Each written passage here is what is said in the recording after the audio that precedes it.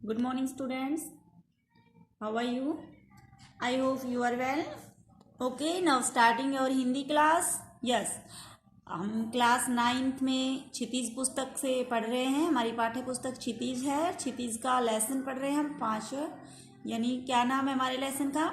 नाना साहब की पुत्री देवी मैना को भस्म कर दिया गया। किसके द्वारा भस्म कर दिया गया? अंग्रेजों के द्वारा भस्म कर दिया। किसने लिखा है ये लेसन, यानी ये कहानी किसने लिखी है? चपला देवी ने। ओके स्टूडेंट्स, हमने ये हाफ लेसन पढ़ लिया था। अभी हम आगे पढ़ेंगे। देखिए स्टूडेंट्स, आगे क्या लिखा है इसके अंदर।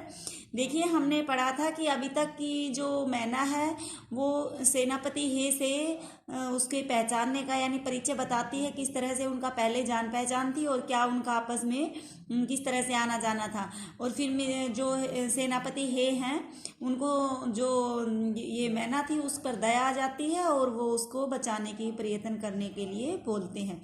लेकिन वहाँ पर आउटरम जो आता है, सेनापति जनरल आउटरम, वो आकर के वहाँ पर बोलता है कि महल को उड़ा दिया जाए।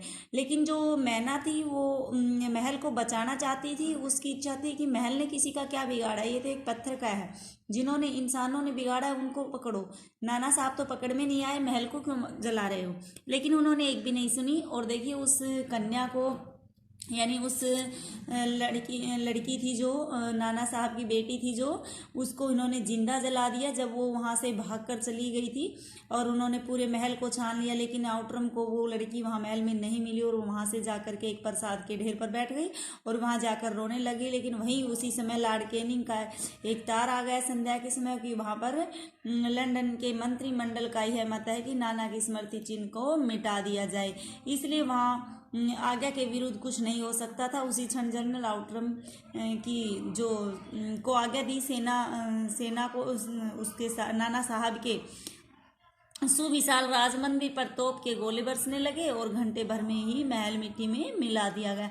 तो इस तरह से देखिए उन्होंने जो अंग्रेज थे उन्होंने पूरी तरह से उसके महल को भस्म कर दिया गया था।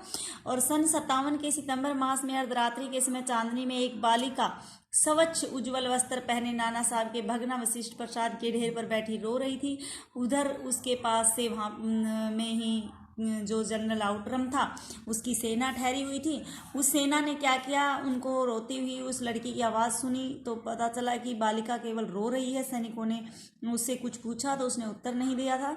इस बाद कराल रूपधारी जनरल आउटरम भी वहाँ पहुँच गया और उसने उसे पहचान लिया, ये तो नाना साहब की बेटी मैना है। तो उन्होंने क्या किया, उसको चारों तरफ से घेर लिया और अंग्रेज सरकार ने उसकी आज्ञा से तुम्हें गिरफ्तार कर लिया, उसे मैना को गिरफ्तार कर लिया। और मैना उसके मुंह की ओर देखती रह गई, लेकिन मुख की ओर देखती रही, लेकिन आर्त स्वर में बोली, मुझे कुछ समय दीजिए जिससे मैं आज यहाँ जी भरकर रो सकूं। कौन चाहती थी रोना? मैना चाहती थी। लेकिन अंग्रेज जो आउटरम था वो बहुत ही निर्दयी था।